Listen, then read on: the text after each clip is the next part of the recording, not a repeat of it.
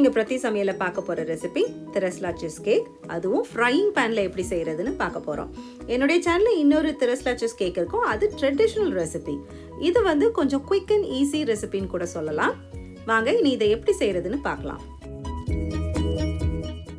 இந்த கேக் வந்து ஒரு ஒன் பேன் ரெசிபி. இதுக்கு நான் இதே பேன் தான் யூஸ் பண்ண போகிறேன். கேக் பேட்டர் ரெடி பண்ணுறதுக்கும் இதே இதுதான், பேக் பண்ணுறதுக்கும் இதே பேன் தான் யூஸ் பண்ண போகிறேன். இப்போ நம்ம அந்த பேனில் ஒரு 2 டேபிள் ஸ்பூன் பட்டர் எடுத்துக்கலாம். ஒரு ஸ்டிக் பட்டர்னால் அதில் 8 டேபிள் ஸ்பூன் இருக்கும். ஸோ அதனால் இது பாதியில் பாதி 1/4, அதாவது 2 டேபிள் ஸ்பூன். இந்த 2 டேபிள் ஸ்பூன் பட்டர் எடுத்து இந்த பேனில் போட்டு இதை கொஞ்சம் நல்லா மெல்ட் பண்ணிக்கலாம். மெல்ட் பண்ணுறதுக்கு வேறு ஒன்றும் இல்லை, இந்த பேனை அப்படியே ஸ்டவ்வில் வச்சா கொஞ்சம் உருகிடும். ரொம்ப நெய் மாதிரி உருக்கணும்னு அவசியம் இல்லை, அது மெல்ட் ஆனால் போதும். இப்போது இந்த பட்டர் மெல்ட் ஆன பட்டர் கூட ஒரு 1/4 கப்பு சீனி சேர்த்துக்கிறோம். இதையும் நல்லா மிக்ஸ் பண்ணிக்கோங்க.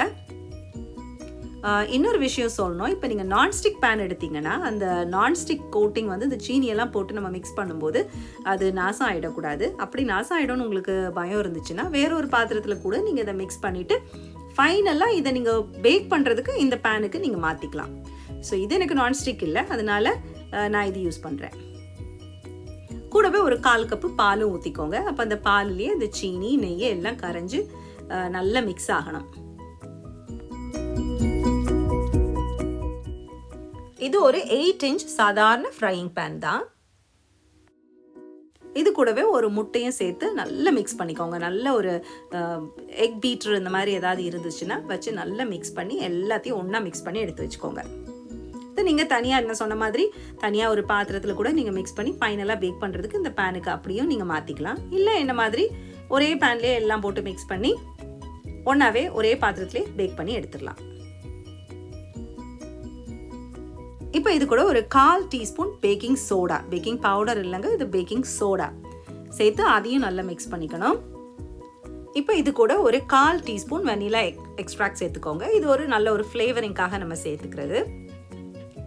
அப்படியே கூட ஒரு 2 பிஞ்ச் உப்பு, இல்லைனா 1/8 டீஸ்பூன் சொல்லலாம், 1/8 டீஸ்பூன் உப்பு சேர்த்துக்கோங்க. இதெல்லாம் போட்டு நல்லா மிக்ஸ் பண்ண பிறகு நம்ம இது கூட ஒரு 1/2 கப்பு மைதா மாவு, இல்லைன்னா ஆல் பர்பஸ் ஃப்ளவர், அதை போட்டு நல்லா மிக்ஸ் பண்ண போகிறோம். கட்டிகள் ஏதும் இல்லாமல் நல்லா மிக்ஸ் பண்ண போகிறோம்.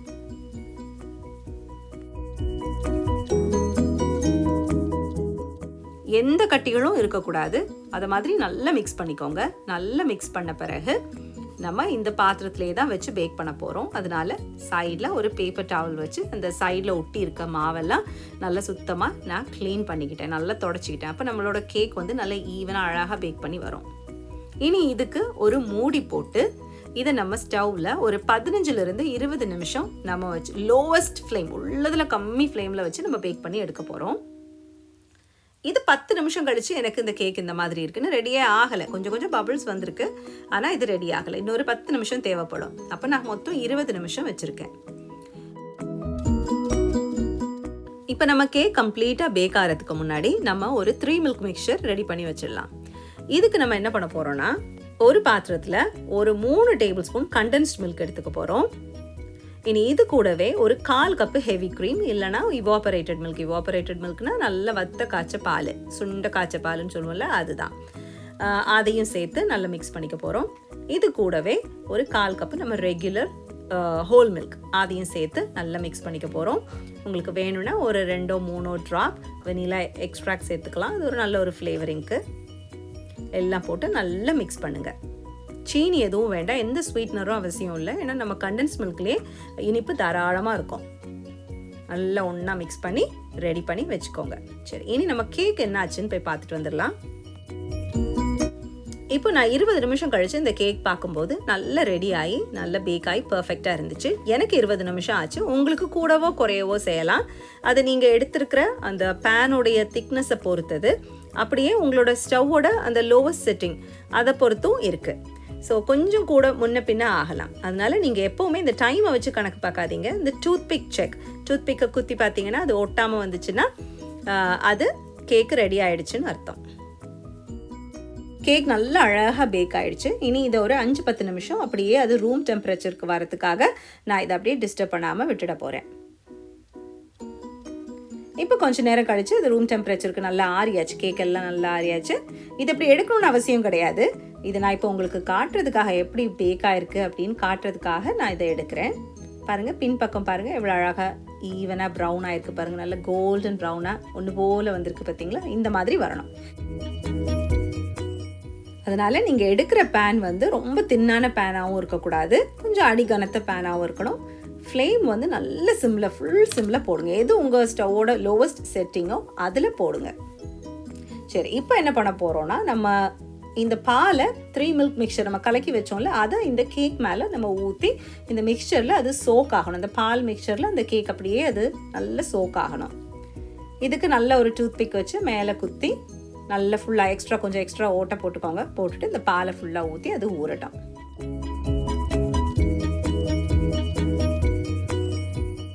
இப்போ நம்ம இந்த பேனை அப்படியே நம்ம ஃப்ரிட்ஜில் ஒரு 2 மணி நேரமாவது குறைஞ்சது நம்ம இதை ஃப்ரிட்ஜுக்குள்ளே அப்படியே வைக்க போகிறோம்.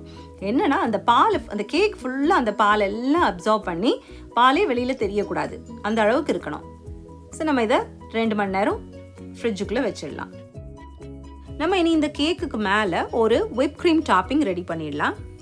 இது நம்ம ரெகுலர் ரெசிபி தான். இதுக்கு நம்ம 1 கப் ஹெவி க்ரீம் எடுத்துக்க போகிறோம். ஃப்ரெஷ் க்ரீம் எடுத்து இதில் 2 டேபிள் ஸ்பூன் சீனி சேர்த்தா போதும்.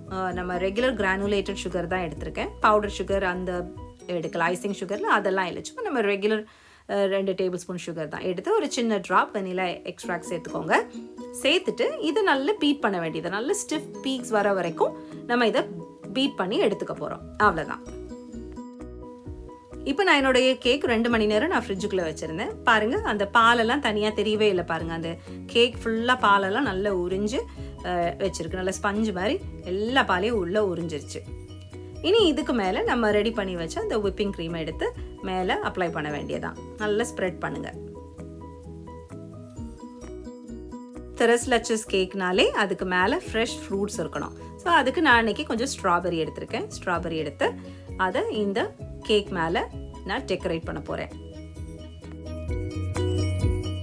அவ்வளோதாங்க, நம்ம TRES LECHES கேக் இப்போ ரெடி. இனி இதை வெட்டி உள்ளே எப்படி இருக்குது, டெக்ஸ்சர் எப்படி இருக்குது, டேஸ்ட் எப்படி இருக்குன்னு பார்த்துடலாம் வாங்க.